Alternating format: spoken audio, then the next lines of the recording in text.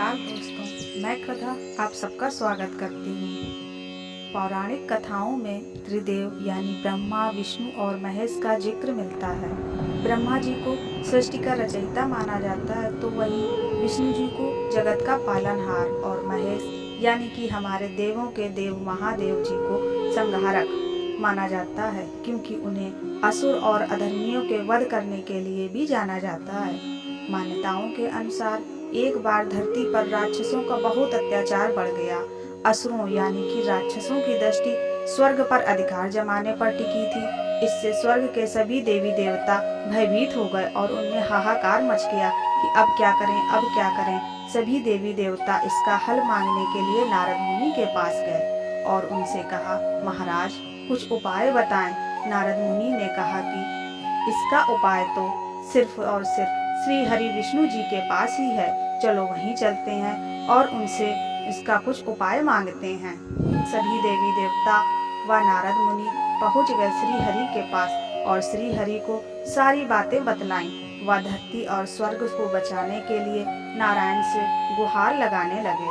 विष्णु जी को पता था कि इसका समाधान तो सिर्फ और सिर्फ शिव जी के पास ही है, इसलिए वे भगवान विष्णु शिव जी की तपस्या करने लगे और वे शिव जी का 1000 नाम जपते और हर नाम के साथ एक कमल का फूल चढ़ाते थे।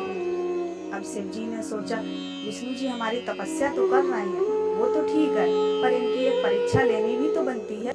तो शिव जी पहुंच गए विष्णु जी के पास परीक्षा लेने के लिए।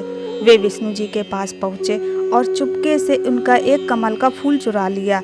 विष्णु जी तो अपनी तपस्या में ही लीन थे, उन्हें इस बात का पता ही नहीं चला कि शिव जी ने कब उनका एक फूल ले लिया है।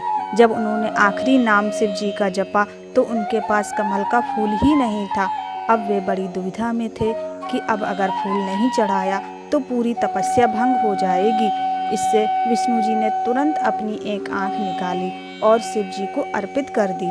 शिव जी विष्णु जी की तपस्या से बड़े प्रसन्न हुए व उनसे वरदान मांगने को कहा। तब विष्णु जी ने राक्षसों का संहार के लिए एक अचूक शस्त्र की मांग की और उन्होंने शिव जी से कहा कि हे देवों के देव महादेव, मुझे एक ऐसा अचूक शस्त्र दीजिए जिससे राक्षसों के संहार किया जा सके। तब शिव जी ने उन्हें सुदर्शन चक्र दिया, जिसका वार कभी खाली नहीं जाता था।